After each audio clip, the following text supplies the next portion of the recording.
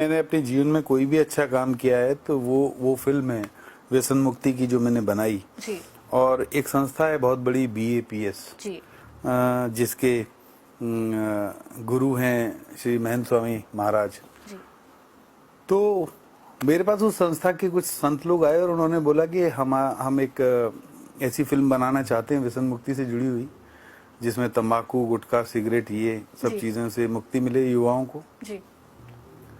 तो क्योंकि मेरा प्रोफेशन है, मैं फिल्म मेकर हूँ, मैं सीरियल बनाता हूँ, तो मैंने उसी अंदाज में उनसे बात की, ठीक है क्या है बजट ये वो पूरा गणित की बात करने के बाद। लेकिन जब धीरे धीरे मैं उस संस्था से जुड़ा और उनके विचार उनकी फिलॉसफी उनके गुरु बड़े बड़े लोग प्रमुख स्वामी महाराज जी से मेरी कभी भेंट मुलाकात तो नहीं हुई, उनका आशीर्वाद मुझे नहीं मिला, लेकिन उनके बारे में जब जाना और जब मैं उस संस्था के अंदर तक पहुंचा तो मुझे मालूम पड़ा कि ये संस्था जो है बहुत ही कमाल की संस्था है।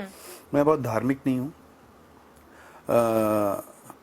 लेकिन फिर भी मुझे उस संस्था के जो क्रियाकलाप थे, जो उनकी गतिविधियां थी गुजरात में, भारत में, पूरे विश्व में, वो इतनी बढ़िया है कि उन्होंने ऐसे ऐसे जगह पे जाके जहाँ कोई शासन प्रशासन सड़क वड़क कुछ नहीं है, वहां पे संत लोगों ने जाके कैसे शिक्षा का प्रचार प्रसार किया, कैसे आदिवासियों को गुजरात में शराब मुक्त किया जी।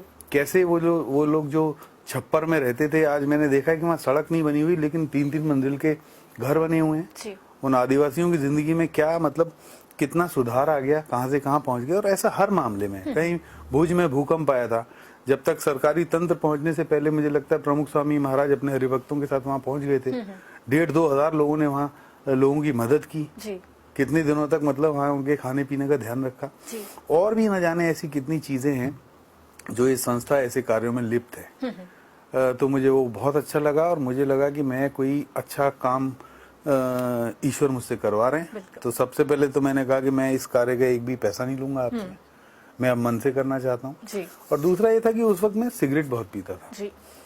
मेरी पोलैंड में एक शूटिंग थी, तो क्योंकि 9 घंटे की फ्लाइट थी इसलिए मैंने प्रोडक्शन वालों को बोला कि भाई मेरी ब्रेक जर्नी करो, मैं यहाँ से दुबई जाऊंगा, दुबई से मॉस्को, मॉस्को से म्यूनिक, म्यूनिक से पोलैंड, ताकि बीच में रुकूं और मैं सिगरेट पी सकूं। तो इतना मैं व्यसनी था। और वो फिल्म बनाने के दौरान, उन संतों के साथ रहने के दौरान, और जिस गांव में वो शूट हो रहा था वो पूरा हरिभक्तों का गांव था, उन गांव वालों की आस्था, उन गांव वालों का मतलब इतना पॉजिटिव माहौल मेरी पूरी लाइफ, पूरे कैरियर की शूटिंग में मैंने कहीं नहीं देखा जितना उस स्वामीनारायण संस्था के जो पूरे लोग जुड़े हुए थे। तो फिल्म बन गई, बड़ी पसंद की गई। फिर उस फिल्म का उनका एनुअल कुछ प्रोग्राम होते हैं 8-10 दिन का, वहाँ वो चलाई गई। तो मुझे ये कहते हुए बड़ा अच्छा लग रहा है, हालांकि उसका कारक मैं हूँ या नहीं हूँ मुझे पता नहीं, लेकिन मुझे बताया जाता है कि उस फिल्म को देख के अभी तक 30-35 हजार लोग वो सिग्नेचर करके जा चुके हैं। वो लोग वहाँ जहाँ फिल्म दिखाते हैं वो फॉर्म्स रखते हैं। अच्छा। आप अपनी मर्जी से अगर व्यसन मुक्त होना चाहते हो तो उसमें आप लिखो कि हाँ मैं आज से नहीं पीऊंगा। तो ऐसे 30-35 हजार लोगों ने वो शपथ पत्र पर साइन किया और ये मेरी जिंदगी का सबसे बड़ा अचीवमेंट है। और उसके बाद फिर मैं वहीं संस्था प्रमुख से मिला, जिनसे मिलके मुझे आशीर्वाद मिला और मुझे बहुत अच्छा लगा। और मुझे एक सोचने का नजरिया मेरा कुछ अलग हुआ, क्योंकि उनकी एक बड़ी एक लाइन में है जो पूरी संस्था की फिलॉसफी है। प्रमुख स्वामी महाराज ने बोला था कि दूसरों की भलाई में अपनी भलाई है। क्या बात है।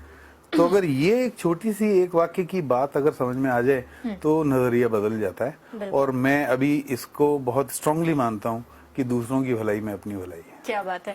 अभी जैसे चर्चा हो रही थी हमारी, आपने कहा कि आप अध्यात्म से बहुत ज्यादा नहीं जुड़े, लेकिन जिस तरह से अभी जो बात आपने कही कि जिस माहौल में आप गए, पॉजिटिव वाइब्रेशंस थी जिनको आपने महसूस किया, और गुरुओं का कहीं ना कहीं उस वक्त आपको सानिध्य मिला, भले ही कम समय के लिए, और आज भी कहीं ना कहीं आपके दिल में उन्होंने जगह बना ली है। तो कितना प्रभाव पड़ा आपके जीवन पर, और आपके साथ ही जो परिवार है, जो आपके बेटे हैं, सुना है आपके 2 बेटे हैं, आपकी वाइफ, जो आपकी फैमिली हो, उस पर कितना असर पड़ा इस चीज का? मेरे परिवार पे बहुत फर्क पड़ा। मेरे बेटे तो बिल्कुल भी धार्मिक नहीं है। आजकल के जैसे युवा होते हैं उनको कोई मतलब ठीक है उनका बिलीफ होता है, लेकिन जब वो महेंद्र स्वामी जी से मिले मेरे दोनों बेटे, तो मेरा बेटा कुछ काफी दिन से एक काम करना चाह रहा था। वो बहुत बड़े डायरेक्टर हैं, सुजीत सरकार, जिन्होंने बहुत सारी फिल्में बनाई हैं। तो उनको असिस्ट करना चाहता था और काफी दिनों से बात चल रही थी, लेकिन हो नहीं पा रहा था कुछ। बाय द वे वो महंत स्वामी जी से मिलने गए हम लोग सिलवासा। संतों ने मेरी एक मुलाकात उनके साथ करवाई और भानु और रघु दोनों मिले।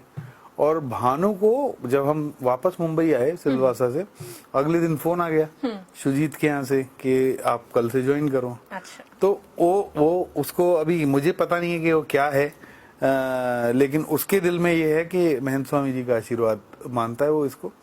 और उसके बाद अभी हम दादर स्वामीनारायण एक मंदिर है, कोशिश करते हैं वहाँ हर पूर्णिमा पे महीने में एक बार हम लोग जाएं। कोशिश करता हूँ, मैं अगर मुंबई में हूँ तो मैं जाता हूँ। भानु की भी अगर शूटिंग नहीं चल रही होती तो वो जाते हैं। बिल्कुल। वो फर्क पड़ा, काफी फर्क पड़ा। एक नई तरह की मतलब जो है ना अनुभूति, जो मुझे ही नहीं थी। मुझे लगभग 52 साल का था जब मैं इस संस्था से जुड़ा था, मतलब लगभग 3 साल पहले। बहुत सारी चीजों का मुझे ज्ञान ही नहीं था। वो एक अलग से दृष्टि मिली उस संस्था से जुड़ने के बाद। और अच्छा है कि मेरे बच्चों को वो जल्दी दृष्टि मिल रही है, मैं लेट हो गया उनको। भाग्यशाली हैं इस मामले में। अब बात हम काम की कर लेते हैं। कई टीवी सीरीज आपने दी, कई बहुत पॉपुलर हुई। महाकुंभ की बात करें, सरस्वती चंद्र की बात करें, आखिरकार क्या सोच रहे हैं इन सीरियल्स को बनाने के पीछे?